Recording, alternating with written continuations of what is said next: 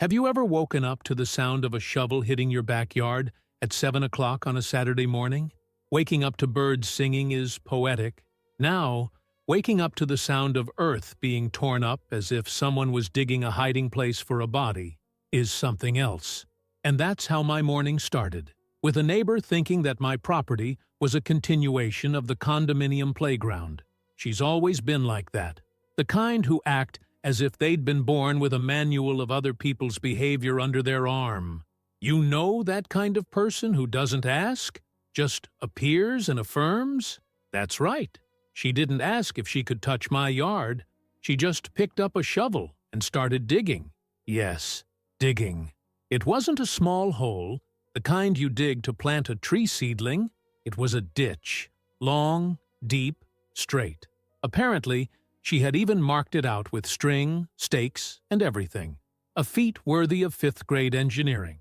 When I came downstairs in my pajamas, looking like I hadn't even had time to process my own life, I found her sweating, smiling, and as excited about what she was doing on my land as if it were absolutely normal. The scene was so absurd that for a second I thought I was in a nightmare. But no, it was just the HOA materialized in the form of a woman with a crisis of authority and no sense of territorial boundaries. When I asked her what exactly she was doing, she replied with the calm of someone who thinks the world revolves around her spreadsheet of rules.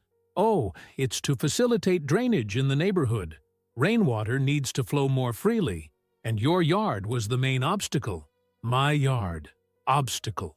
The woman dug up my property without so much as a message in the neighborhood group. What's worse, she talked as if she'd done me a favor, as if I should thank her with a bouquet of flowers and a citizenship trophy. The level of assholery was beyond me on the street, let alone in the ditch. Of course, I could have freaked out. I could have called the police. I could have thrown her in the hole and called it a conceptual sculpture. But I didn't. I preferred to take a deep breath. Because I've learned that with people like that, you don't fight with arguments. You fight with bureaucracy. And what this woman didn't know was that I had a card up my sleeve, or rather, a contact in the environmental sector who owed me favors from the time we worked together. I went back inside, got out of my pajamas, drank some bitter coffee, and started planning. It wasn't just a question of invading the land. It was symbolic. She dug with her body, but what she really wanted was to dig into my patience, my authority over my own home. And it was there, with the spoon hitting the rim of the cup and my brain frying with rage, that I decided that piece of land wouldn't just be my backyard, it would become a legal nightmare for her. In less than 2 days, I had already submitted an application to register it as a wetland in formation. Yes, there is such a thing.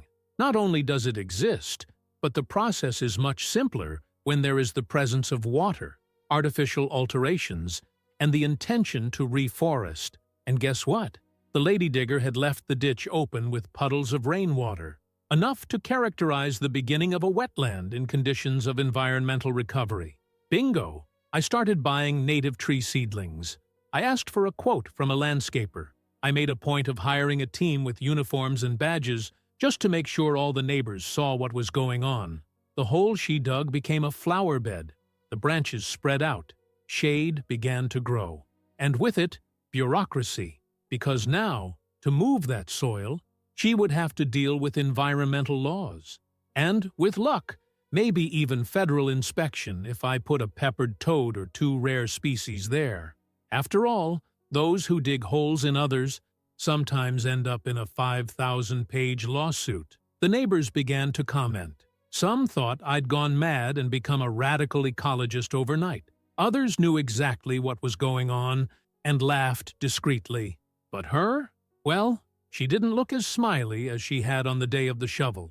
She began to walk more slowly. She avoided looking at my gate. I could see that the presence of the saplings, the area under environmental recovery signs, and the botanical team working there made her more nervous than any aesthetic infraction of a house painted the wrong color.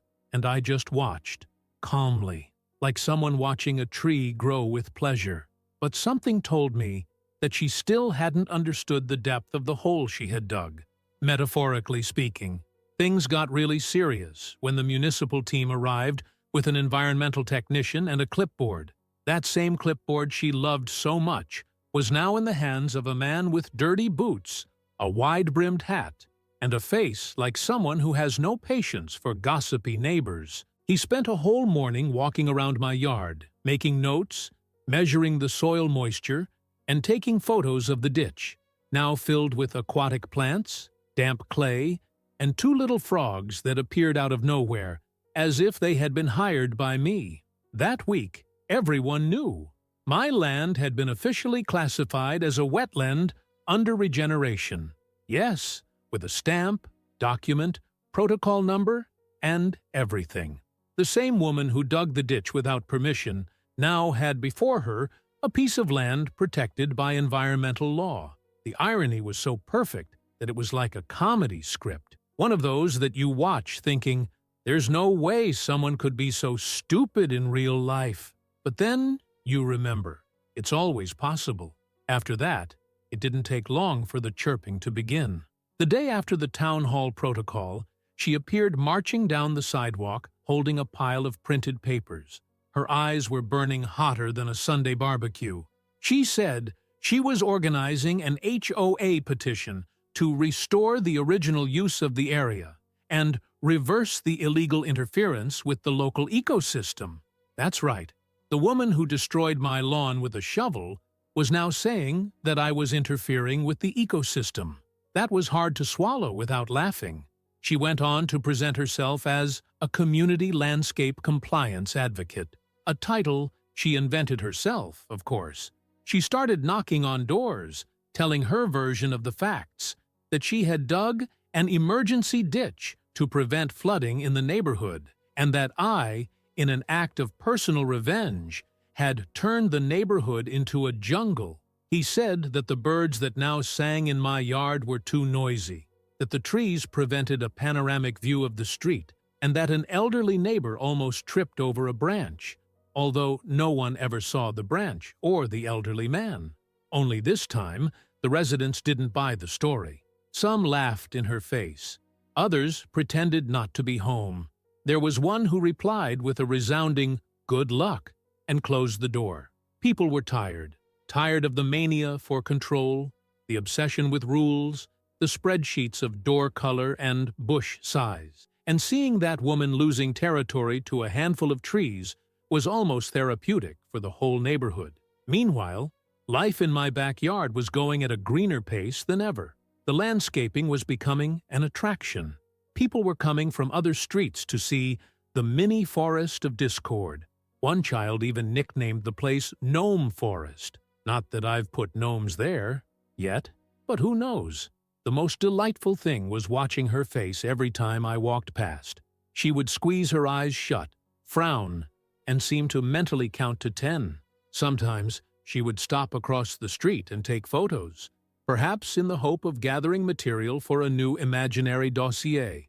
On one of these occasions, she even tried to argue with a city worker who was watering the plants. "Did you know that this area is causing excessive humidity on my wall?" The young man, with the calm of someone who hears this kind of thing every week, replied without taking off his cap, "Ma'am, this moisture is coming from the area you dug yourself. We're just looking after what's already there." She huffed and stomped off, as if the sidewalk was to blame for her own stupidity. It was then that she made another mistake. She started spreading leaflets, saying that the wet area posed a safety risk to children, that there were venomous insects, danger of drowning, and threats to the visual integrity of the neighborhood. A list so ridiculous that it sounded like text from a conspiracy website. It went so far as to suggest that the space attracted harmful fauna, an expression that I honestly don't even know what it means, but probably includes anything that doesn't comply with its weekly pruning schedule. The HOA, which previously pretended not to see it, has now started to scratch its head. They've received complaints about her, people saying that she was harassing residents, that she was creating chaos where there was no problem, that she needed time away from the drawing board. And the best thing, They started investigating the legality of her actions within the association, because, as we discovered, she called herself responsible for functions that, in practice, were never officially delegated.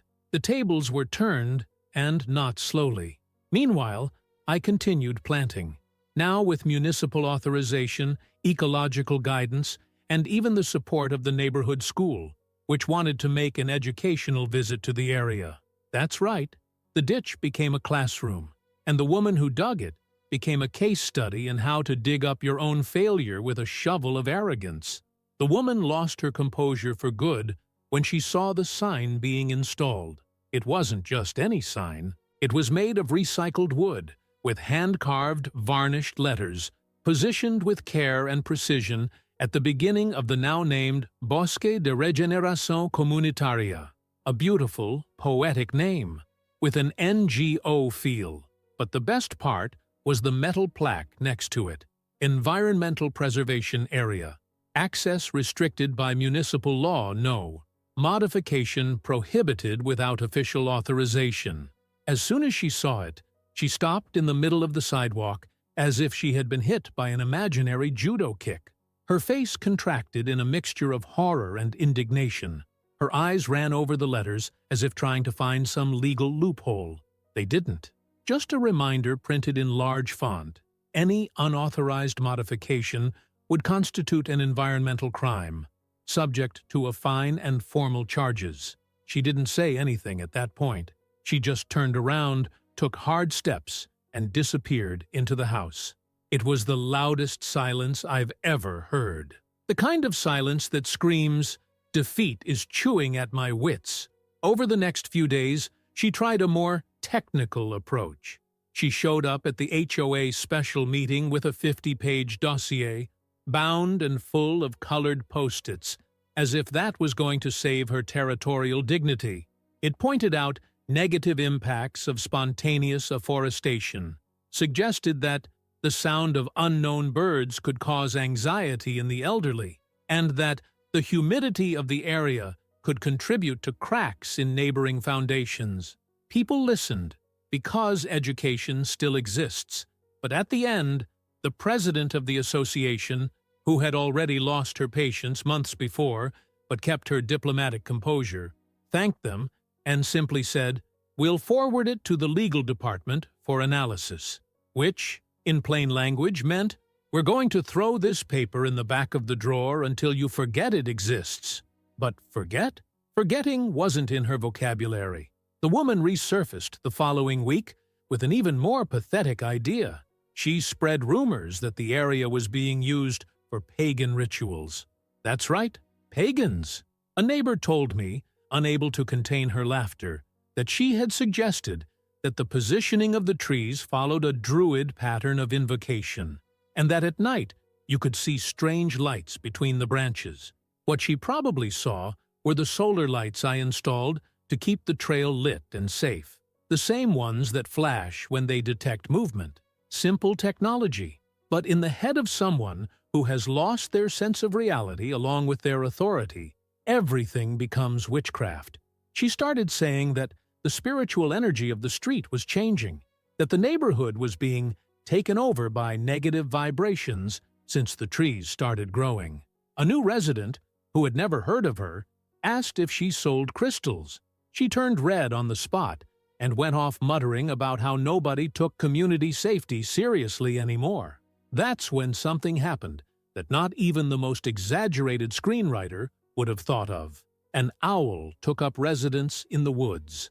That's right, a majestic white lady owl who liked to hang out in one of the central trees. She started appearing almost every night, perched on top of the tree, watching the street with that look of a silent judge. The neighborhood children loved it. They named her. They began to visit the space more. The school even wanted to organize a workshop on nocturnal birds. But the woman had an outburst. She said that the owl was a symbol of the occult, that it was the culmination of the spiritual degradation of the street, that it was the beginning of the end. He swore that the next step would be for someone to install a cauldron and start sacrificing chickens. That's when the HOA finally responded clearly, directly, and almost amusingly. Ma'am, if you have evidence that someone is invoking the devil with a native wild bird, please come forward. Otherwise, respect the local fauna and collective sanity. After that, she disappeared for a week.